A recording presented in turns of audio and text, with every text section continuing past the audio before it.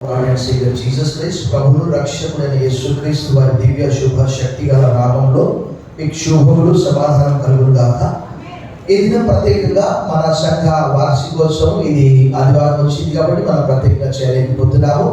So wish you all happy 181 anniversary. మీరందరూ కూడా ఒకరికొకరు శుభాకాంక్షలు తెలియజేసుకోండి. సంఘ వార్షికోత్సవ శుభాకాంక్షలు ఒకరికొకరు మీరు తెలియజేసుకోండి.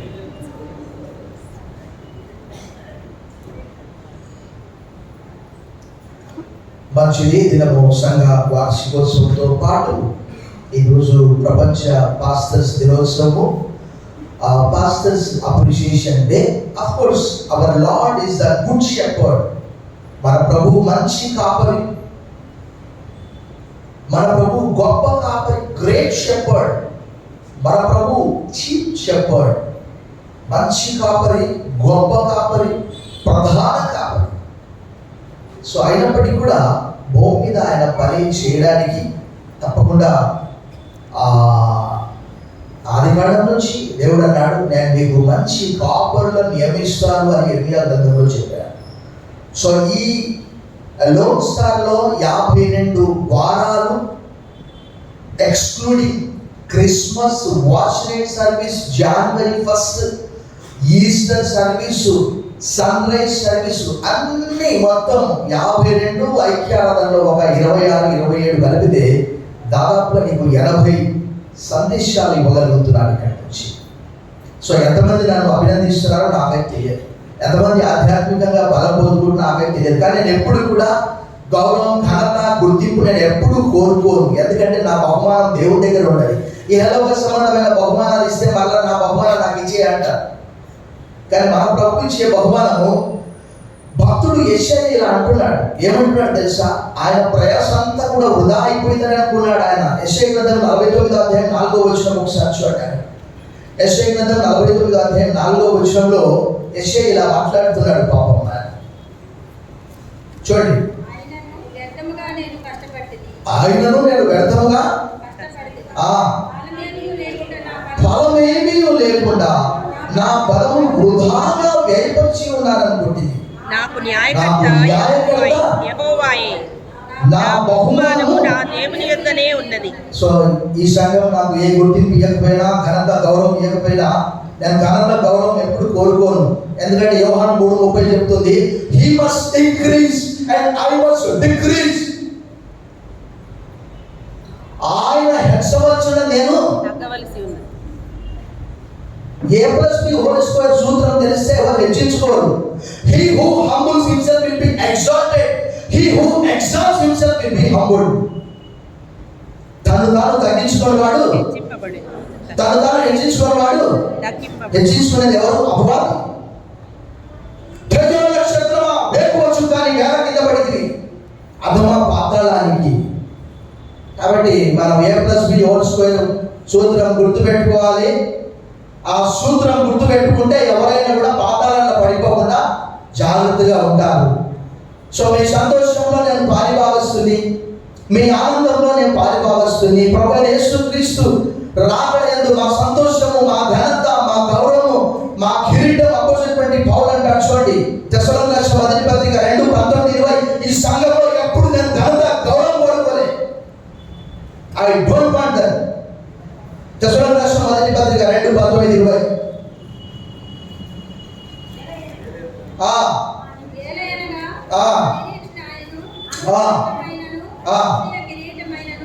మా నిరీక్షణైనను, ఆనందమైనను, అతిశయ కిరీటమైనను ఏది? మన ప్రభువైన యేసు యొక్క రాకడ సమయమున ఆయన ఎదుట మీరే కదా, నిశ్చయంగా మీరే మా మహిమయు ఆనందమునై ఉన్నారు. కాబట్టి నా సంతోషం ఏంటంటే నా వాక్యము ద్వారా ఇంతమంది బలపడుతున్నారు. బిగ్గరగా చెప్పండి, ప్రభువును భయపరచండి. నేను ఏమీ కోరుకోను, నా దేవుడి దగ్గర ఉంటాను. ఎందుకంటే నేను చూస్తూ ఉంటాను, ఎవరికైనా పద్మశ్రీ అవార్డు ఇస్తే వారు చేసిన తప్పిదాన్ని బట్టి మరలా పద్మశ్రీ అవార్డు ఏం చేస్తారు? తీసుకుంటారు. కానీ దేవుడు ఇచ్చే ఆ కిరీటము కావాలి. సో అది వాక్యం మనం చదువుకున్నాం, మనకు ఉన్నటువంటి సమయాన్ని బట్టి లేఖన భాగం మనం చదువుకున్నాము. చాలా అద్భుతమైనటువంటిది లేఖన భాగము. కొంతమంది పాపం యెజ్రా గ్రంథం అంటే అక్కడ ఇక్కడ తిప్పి తిప్పి తిప్పి తిప్పి దొరకలేదు. అలాంటి వాళ్ళు పాస్టర్ గారికి వాక్యమే తెలియదని అంటారు. చూడండి, యెజ్రా గ్రంథము తీయనిక రాని వాళ్ళు పాస్టర్ గారి ప్రసంగం బాగలేదు అని చూడండి ఎట్లా ఉంటుంది. తిప్పి తిప్పి తిప్పి దొరకకపోతే విశేష సూచికలకు పోవాలి. ఏంటండి యెజ్రా గ్రంథంలోని అద్భుతమైనటువంటి కొన్ని విషయాలను మనకున్నటువంటి సమయంలో మనము తక్కువ సమయంలో ఎక్కువ విషయాలు మనం నేర్చుకుంటాం. Turn your Bibles with me to the book of Ezra chapter 6 verses 13, 14 and 15. అప్పుడు నది యువతల అధికారి అయిన ఇంతకు యువతల అవతల నేను తప్పు చదివినా కరెక్ట్ చదివినా. నది యువతల అధికారి అయిన తత్తినయును షటర్బోత్నయును వారి పక్షములో ఉన్నవారును రాజైన దర్యావేషు ఇచ్చిన ఆజ్ఞ చొప్పున వేగంగా. ఇక్కడ మనం కొంచెం బ్యాక్గ్రౌండ్ నేర్చుకోవాలి. ఇది ఒక రోజులో రాదు. యెజ్రా గ్రంథం తీయనిక రాని వాళ్ళే పాస్టర్ గారి ప్రసంగం బాగాలేదని అంటారు. దేవుని యొక్క వాక్కు 200 సంవత్సరాలకు ముందే ఒక రాజును గురించి దేవుడు ప్రవచించాడు.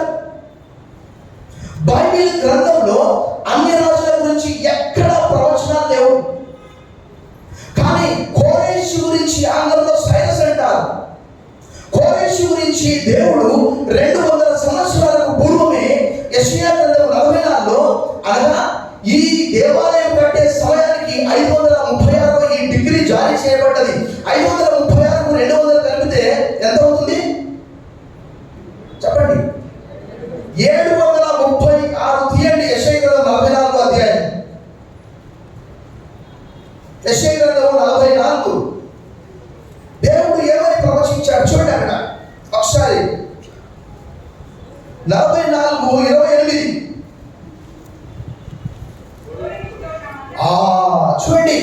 200 సంవత్సరాలకు ముందే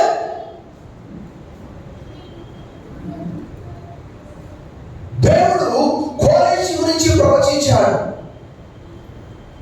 సైరస్ అనే ఆంగ్లంలో అంటారా కోరేషుతో నా మంద కాపరి. ఏంటండి ఒక అన్ని రాజులు పెట్టుకొని ఏమంటున్నాడు ఆయన? నా మంద కాపరి. ఎందుకలా దేవునికి ఇష్టం? God can use anyone.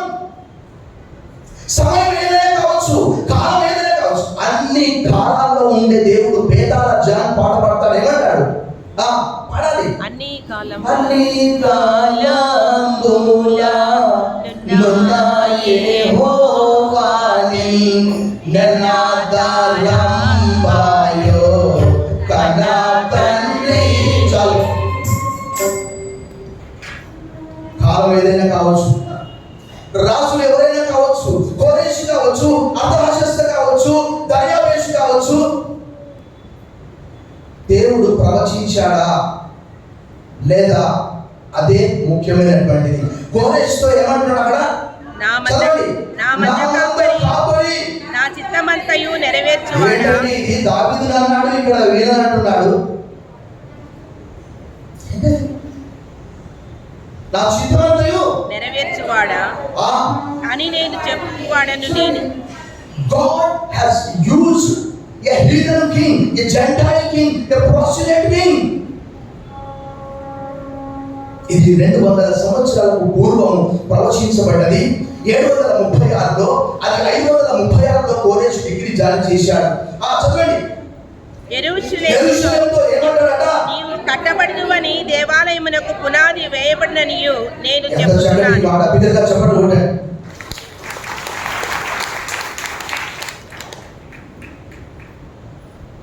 దేవుడు ఆజ్ఞాపించాడంటే అది జరగాలంటే బిగ్గరగా చెప్పండి కొట్టండి. ఏంటంటే 200 సంవత్సరాల ముందే నీవు కట్టబడతావు.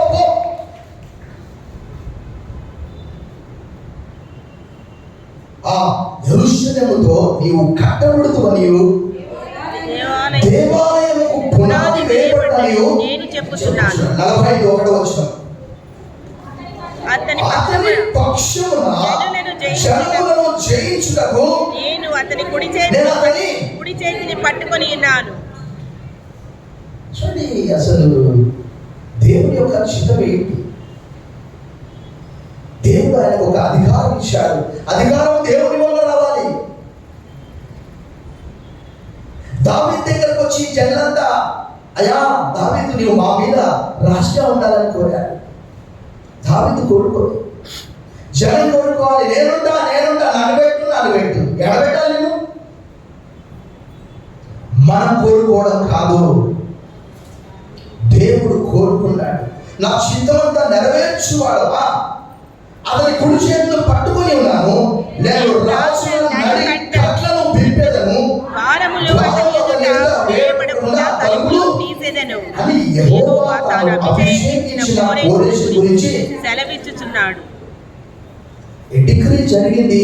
యెజ్రా, నెహెమ్యా, హగ్గై, జకర్యా జంట ప్రవక్తలు. అననుకూల పరిస్థితిలో దీనికి ఒక టైటిల్ పెట్టుకోవచ్చు, rebuilding the temple, God finishes what he starts. దేవాలయ పునర్నిర్మాణము దేవుడు ఆరంభించిన దాన్ని పూర్తి చేస్తాడు. బిగ్గరగా చెప్పబడి ప్రభువు మహిమపరచండి. కొంత సమయం మనము ధ్యానం చేశాం. చాలా ఆటంకాలు జరిగాయి. కోరెషు రాజు ఏమని సాగించాడు చెప్పరా? ఓ ఆకాశం అన్ని దేశాల మీద అధికారిగా ఉన్నాడు, ఆయన రాజుగా ఉన్నాడు. ఆకాశమందున్న దేవుని యొద్ద నుండి నాకు ఒక అధికారం వచ్చింది. ఏమని వచ్చింది?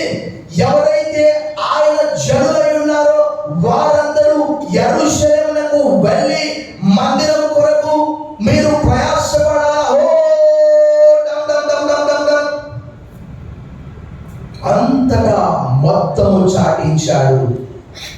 వెంటనే అక్కడ ఉన్నటువంటి వారు, the authority was given by the heavenly God. ఆయనే చెప్పాడు. చూడండి, యెజ్రా గ్రంథం 1వ అధ్యాయం, యెజ్రా గ్రంథం 1వ అధ్యాయం. Turn your Bibles with me to the book of Ezra chapter 1. మొదటి వచ్చిన పారసీక దేశ ప్రజల కోరెషు ఏర్పడిలో మొదటి సంవత్సరమందు ఇర్మియా ద్వారా పలకబడిన తన వాక్యము నెరవేర్చుటకై యెహోవా పారసీక దేశపు రాజైన కోరెషు మనస్సును ప్రేరేపింపగా అతడు తన రాజ్యమంతటా చాటింపు వేయించి వ్రాతమూలంగా ఇట్లు ప్రకటన చేయించెను. అందరూ మీరు వెళ్ళిపోవాలి మందిరము కట్టడానికి. దాదాపుగా 50,000 మంది ప్రయాణం చేసి వెళ్ళిపోయారు. యాజకులు వెళ్ళారు, అదంతా మనకి ఇప్పుడు సమయం లేదు. తర్వాత 60,000 మంది వచ్చారు. అయితే పునాది మాత్రం వేశారు. బిడ్డగా చెప్పండి, కొనండి. పునాది మాత్రం వేయగలిగారు. ఎందుకంటే 500 దాదాపు 39 లేక 36లో ఈ ఆజ్ఞ జారీ అయిన తర్వాత ఏం జరిగిందంటే కొంత ఆటంకం కలిగింది. అయినప్పటికీ కూడా దేవుడు ఆ కార్యం జరిగించాడు. ఆటంకాలు చాలా ఉన్నవి. అపవాది పడగొట్టేవాడు, దేవుడు కట్టేవాడు. బిగ్గరగా చెప్పబడి ప్రభువు మహిమపరచండి. ఆల్రెడీ 3వ అధ్యాయంలో పర్ణశాలల పండుగ, బలిపీఠము, తర్వాత బలు అర్పించడం ప్రారంభించారు, పునాది వేశారు. చూడండి 3వ అధ్యాయంలో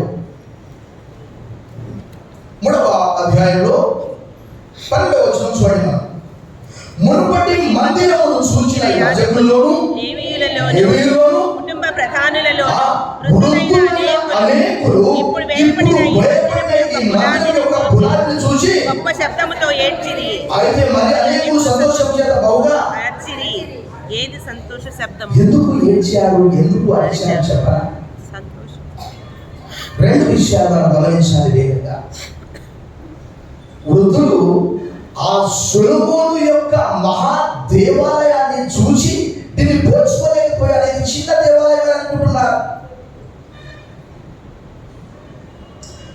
బైబిల్ గ్రంథం అనేది చాలా ప్రత్యేకమైనటువంటిది. దేవుడు నెబుకద్నెజర్ ద్వారా బబులోను చెరకి అందరిని తీసుకుపోలేదు. బైబిల్లో రాయబడ్డది. ఇప్పుడు సమయం కాదు.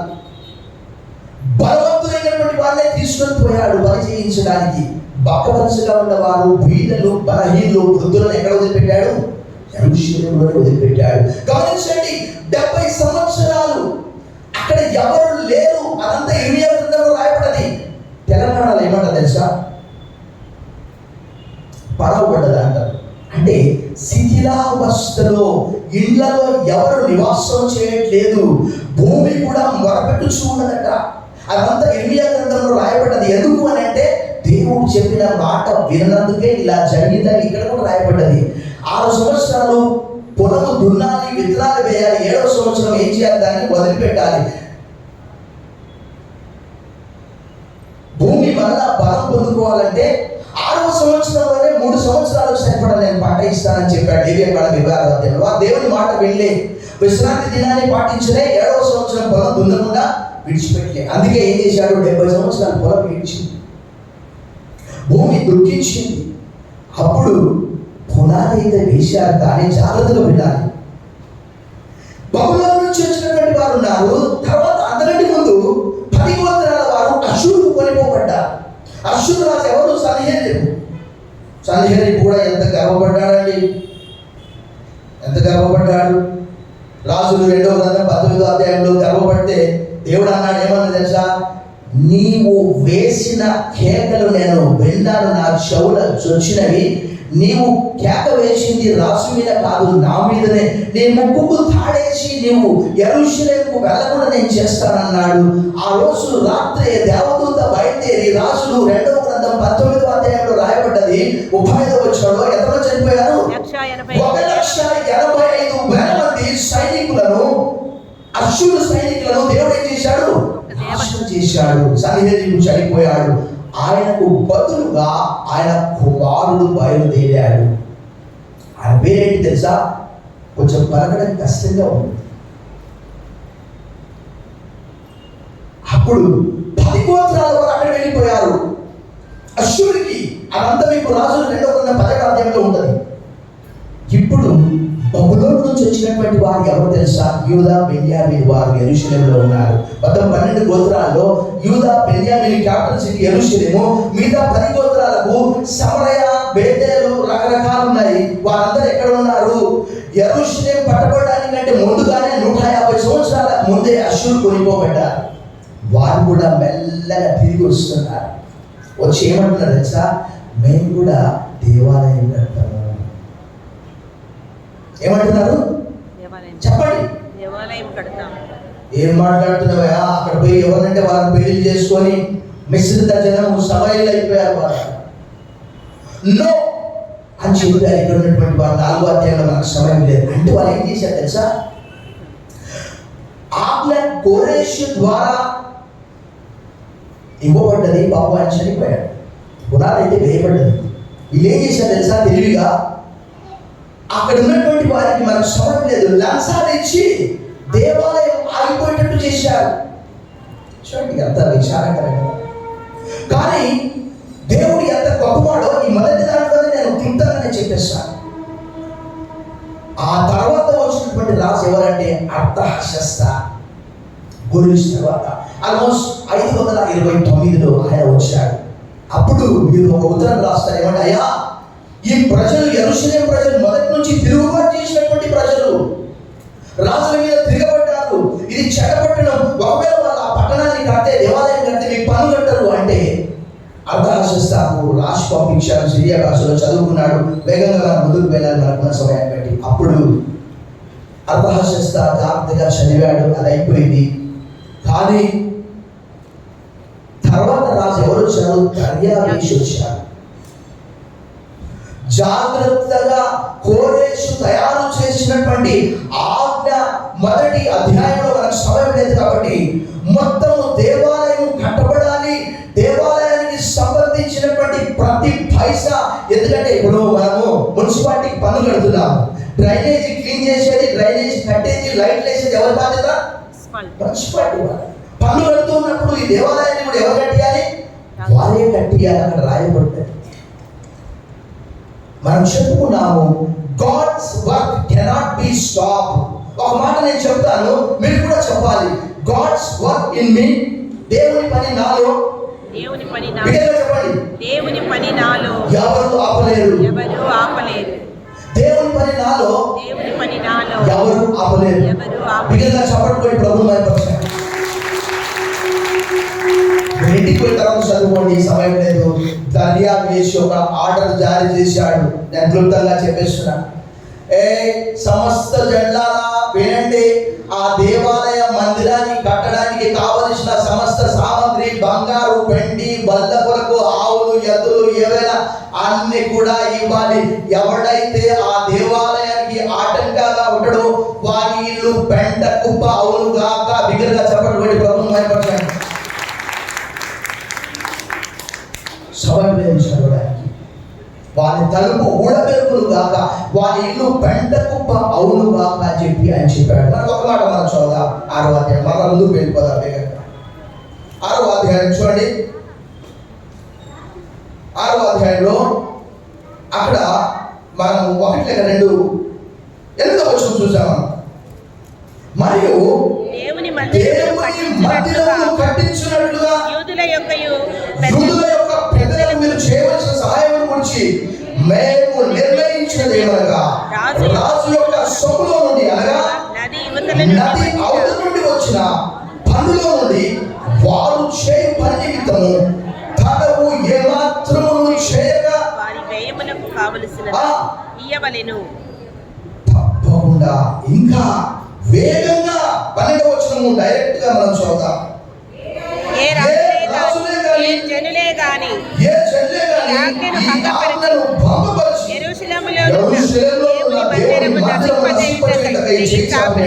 తన నామమును అక్కడ ఉంచిన దేవుడు వారిని నశింపజేయును.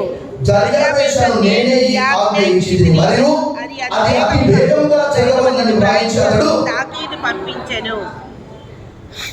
God's work cannot be stopped.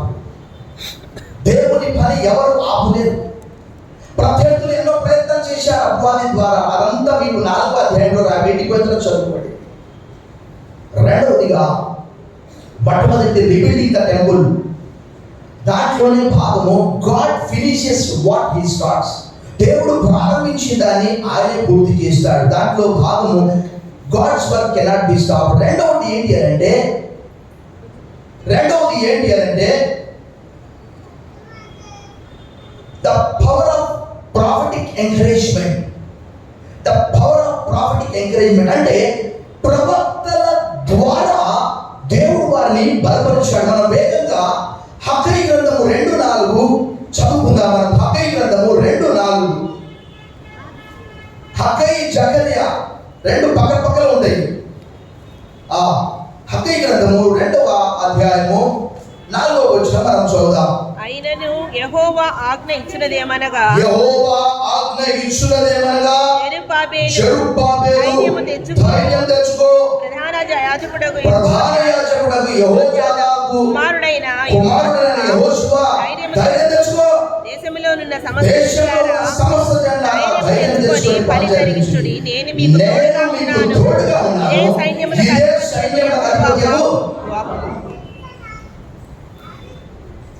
దేవుడు సంఘ క్షేమం కొరకు కొంతమందిని కాపరులుగా, కొంతమందిని ఉపదేశకులుగా, కొంతమందిని అబూషలుగా, కొంతమందిని ప్రవక్తలుగా, కొంతమందిని ఆయా రకాల పరిచయం చేసేవారిగా ఉంచాడు.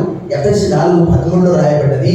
ఇక్కడ దేవాలయం కట్టబడడానికి వాక్యము చేత బలపరిచినటువంటి వారు ఎవరు అంటే హగ్గయి జకర్యా. బిగ్గరగా చెప్పడం కూడా ప్రభువు భయపరచండి.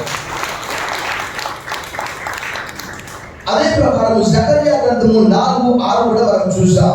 జకర్యా గ్రంథము 4:6. అప్పుడు అతను నాతో ఇట్లా జెరుబ్బాబెలు ప్రత్యక్షమైన యెహోవాకు ఇది శక్తి చేతనైనను బలము చేతనైనను కాక నా ఆత్మ చేతనే జరుగునని సైన్యములకు అధిపతి యెహోవా సెలవిచ్చాను. గొప్ప పర్వతమా జెరుబ్బాబెలు అడ్డగించుకొని నీవేమాత్రము దానవు, నీవు చదును మగుదువు, కృప కలుగును గాక, కృప కలుగును గాక అని జెరుబ్బాబెలు అతను పైరాయి తీసుకొని పెట్టించును. ఈ హగ్గయి జకర్యా వారు ఏం చేశారు తెలుసా? తీరండి యెషయా గ్రంథం. వారు ఎంతగానో బలపరిచారు. దేవునికి స్తోత్రం. యెషయా గ్రంథంలో మనం ఆ మాట మనం చదువుదాం. అద్భుతంగా వారు చేసినటువంటి ఆ పరిచర్య చరిత్ర గ్రంథాల్లో వారి గురించి చూడండి ఎంత చక్కగా రాయబడ్డది. ఆ చిన్న మాట అక్కడ 5వ అధ్యాయము 1వ వచనంలో రాయబడిన చూడండి.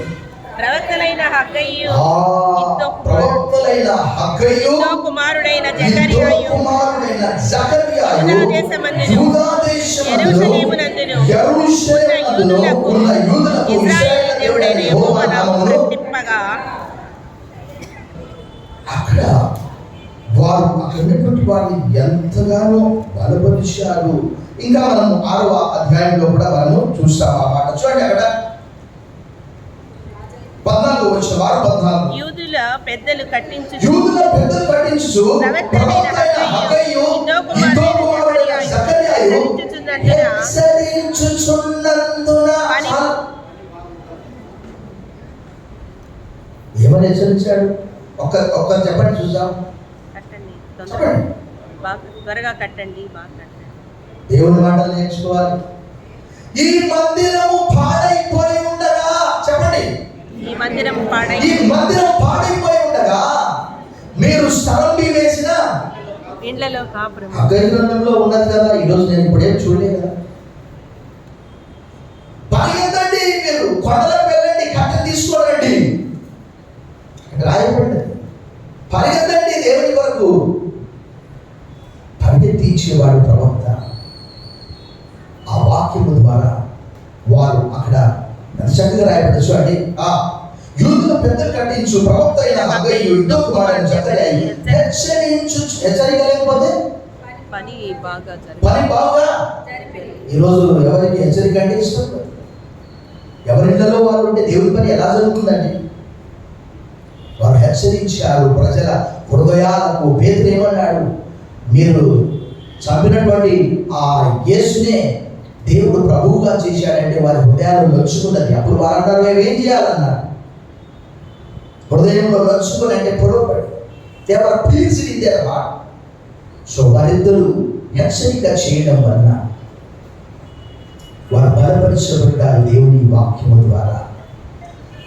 మొట్టమొదటి మనం ఏం చూసాము? God's work cannot be stopped. రెండవది the power of prophetic encouragement. ప్రవక్తలైనటువంటి హగ్గయి, జకర్యా ద్వారా, ప్రవచనం ద్వారా వారికి ఎంతో ప్రోత్సాహం కలిగింది. మూడవదిగా చూస్తే ఒబీడియన్స్ లీడ్స్ టు కంప్లీషన్. వారు ఆ దేవుని మాట, ప్రవక్తల మాట విన్నందుకు చూడండి అక్కడ 24 వచనం చూడండి. 24 కాదు 15 వచనం నుండి చూడండి. రాజైన ఆ పై భాగం ఆయన చదువుదాం. ఈ ప్రకారము ఇశ్రాయేలు దేవుని ఆజ్ఞను అనుసరించి వారు కట్టించు కోరెషు దర్యావేషు అహరోను పారసీక దేశపు రాజుల ఆజ్ఞ చొప్పున ఆ పని సమాప్తి చేసి బిగ్గరగా చప్పట్లు కొట్టి ప్రభువును మహిమపరచాలి. ఒకటే గుర్తుపెట్టుకోండి, రాజు ఎవరైనా కావచ్చు, కాలం ఏదైనా కావచ్చు, సమయం ఏదైనా కావచ్చు. ఇక్కడ 3 రాజులను మనం చూసాం. నా మాటగా కాదు. కోరెషు ఆజ్ఞ ఇచ్చాడు, తర్వాత అర్తహషస్త వచ్చాడు, కొంత ఆటంకం కలిగింది, దేవాలయ పని ఆగిపోయింది. అక్కడ చూడండి, అక్కడ 5వ అధ్యాయంలో చూడండి, అక్కడ 5:16 చూడండి. కాబట్టి ఆ శేషపరిచయం వచ్చి యెరూషలేములో ఉండే దేవుని మందిరం పునాదిని వేయించారు. అప్పటి నుండి నేటి వరకు అది కట్టబడుచున్నను, ఇంకనూ సమాప్తి కాకుండా ఉన్నది. ఆటంకాలు ఎన్నో రావచ్చు, బట్ వారు దేవునికి విధేయత చూపించారు. కాబట్టి obedience leads to completion. ఆ మాట మనం చూద్దాం. యెషయా 4వ అధ్యాయము 15 నుంచి మనం చూసామా? రాజైన దర్యావేషు ఏర్పడింది 6వ సంవత్సరము మందిరము సమాప్తి చేయబడిన. బిగ్గరగా చప్పట్లు కొట్టి ప్రభువును మహిమపరచాలి. దేవుని వాక్యంలో రాయబడి ఉన్నది ఏంటి తెలుసా? ఆయనే ఆరంభించేవాడు, ఆయనే కొనసాగించి పూర్తి చేయించేవాడు. ఫిలిప్పీయులకు రాసిన పత్రిక 1వ అధ్యాయము 6వ వచనం మనం చదువుదాం. 3 నుంచి 6 కలిసి ఉంటాయి, కానీ మనం కొంత చదువుతాం బాగా. మొదటి దినం నుండి ఇది వరకు సువార్త విషయంలో మీరు నాతో పాలువారై ఉంట చూసి మీలో ఈ సత్క్రియ ఆరంభించిన వాడు యేసుక్రీస్తు దినం వరకు దానిని కొనసాగించునని రూఢిగా నమ్ముచున్నాను. విగ్రహ చప్పట్లు పెట్టి ప్రభువును భయపరచండి. యేసు ప్రభువు అన్నారు, "You destroy this temple, I will rebuild it within 3 days" అన్నారు. ఈ దేవాలయాన్ని పడగొట్టండి, 3 దినాల్లో తిరిగి మరలా నేను కడతానని చెప్పాను. ప్రభునందు మిక్కిలి ప్రియులారా, మొట్టమొదటిగా మనం చూసాము, God's work cannot be stop. దేవుని పని ఎవరు ఆటంకాలు వచ్చాయి. 3వ అధ్యాయంలో పునాది వేశారు, 4వ అధ్యాయంలో 60 పుల్ల పెట్టారు. ఎవరు మనం కూడా ఇల్లు కట్టుకుంటుంటే పక్కడు పోయి పిటిషన్ పెడతాడు, అయిపోయినా సార్ ఇంటికి పర్మిషన్ లేదు. కానీ ఆ యొక్క ఆజ్ఞ వెతికి కోరేష్ యొక్క ఆజ్ఞ మనం ఒకసారి చూసామా? కోరేష్ యొక్క ఆజ్ఞను వెతికి చూడండి, అక్కడ యెషయా గ్రంథంలో ఆ పాట మనం చూద్దాం.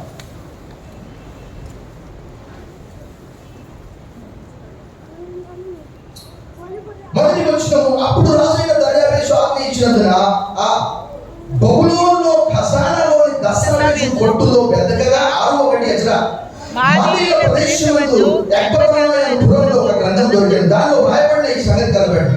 రాజైన కోరేషు ఏలుబడిలో మొదటి సంవత్సరమందు అతడు యెరూషలేములో ఉండి దేవుని మందిరమును గూర్చి నిర్ణయించినది బలిపీఠములైన స్థలముగా మందిరము కట్టింపబడవలెను, దాని పునాదులు గట్టిగా వేయబడవలెను. చాలా బిగ్గరగా చెప్పబడి ప్రభువును భయపరచండి.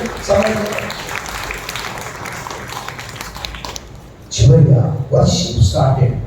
మొట్టమొదటిది, God's work cannot be stopped in spite of all the circumstances, whatever the situation.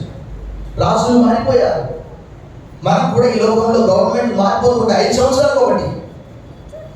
Government may come and government may go, but our God is for ever. బిగ్గరగా చెప్పండి ప్రభువును భయపరచండి. When God commands, the king should obey. దేవుడు ఆజ్ఞాపించినప్పుడు ఆ రాజు విధేయత చూపవలెను. మనం ఏంటండి? So worship started again, worship restored. మరలా అక్కడ ఆరాధన ప్రారంభమైంది. ఇలా వైపు చూడాలి. 70 సంవత్సరాలు ఆ స్థలంలో ఆరాధన లేదు, బలు లేవు, పండుగలు లేవు. పండుగలు ఐకమత్యానికి సూచన, సహవాసానికి సూచన, సంతోషానికి సూచన. మీరు ఇంటికి వెళ్తారా చదువుకోండి. మరలా ఆరాధన ప్రారంభమైంది. మనం 6వ అధ్యాయం అది మనం చూసాం. 6వ అధ్యాయము యెషయా గ్రంథము 19వ వచనం మనం చూసాం. చెరలో నుండి విడుదల పొందిన వారు మొదటి నెల 14వ దినమున పస్కా పండుగ ఆచరించారు. ఇక్కడ అసలు 70 సంవత్సరాలు దేవాలయం లేదు. పస్కా దేనికి సూచన తెలుసా? క్రీస్తును మొంగుర్తుగా. బిగ్గరగా చెప్పబడి ప్రభువును భయపరచండి.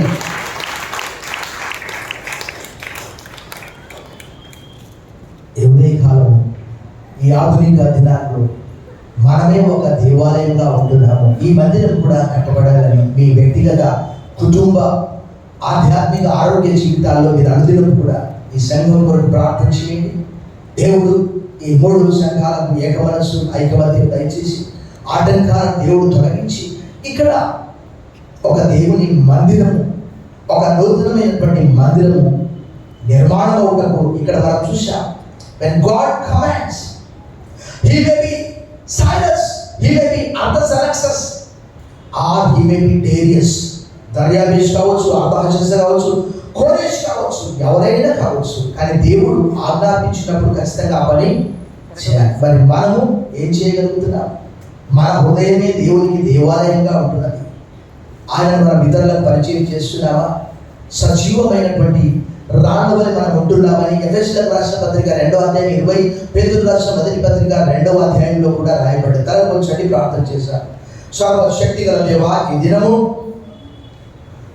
నాయనా మరి గొప్ప దైవజనులు రెవరెండ్ శామ్యుయల్ స్ట్రీమ్స్ డే కష్ట నష్ట బాధలకు అవమానాలకు ఓడ్చి అక్కడ జొలవాడలో ఒక బ్రాహ్మణుడు మరి సువార్తను అందించే సమయంలో తన చెప్పు తీసుకొని కొట్టాడని విన్నాం. మేము ఎంతో దుఃఖించాం. దాని మరి అనేక సార్లు ఈ సంఘము ఇక్కడ ఎవరు విశ్వాసం లేక పరిచర్య విడిచి వెళ్ళాలనే సమయంలో ఇప్పుడు మేము పాడినటువంటి పాట only shine the loan star, ఆ పాటను రాసి అనేక మందిని బలపరిచారు. ఇక్కడ పరిచయం నిలబడ్డది, సంఘం కట్టబడ్డది. మరలా ఈ నూతన మందిరం కూడా కట్టబడడానికి సహాయం చేయమని యేసు నామములో ప్రార్థిస్తున్నాం తండ్రి, ఆమేన్. సమయంలో ప్రకటనలు చైర్మన్ గారు చదువుతారు.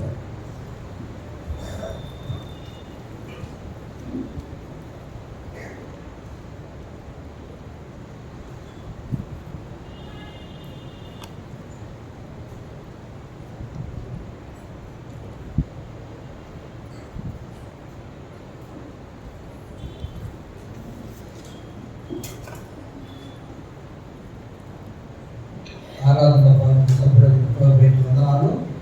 సండే వర్ష 5/10/2020 వర్షిప్ 18,000 దశమ భాగం. విఐపి ప్రసాద్ 6,000 రూపాయలు. జి నిర్మల 3,000 రూపాయలు. ఎర్రగుంట్ల దీనా మాధు 5,000 రూపాయలు. నేమ్ లెస్ కవర్ 1,500 రూపాయలు. కమతం మందిర 400 రూపాయలు. ఎంఎం లలితాభ 4,000 రూపాయలు. రేవరెండ్ ఏషావరి 900 రూపాయలు. పరస ప్రవీణ్ 1000 రూపాయలు. రేవరెండ్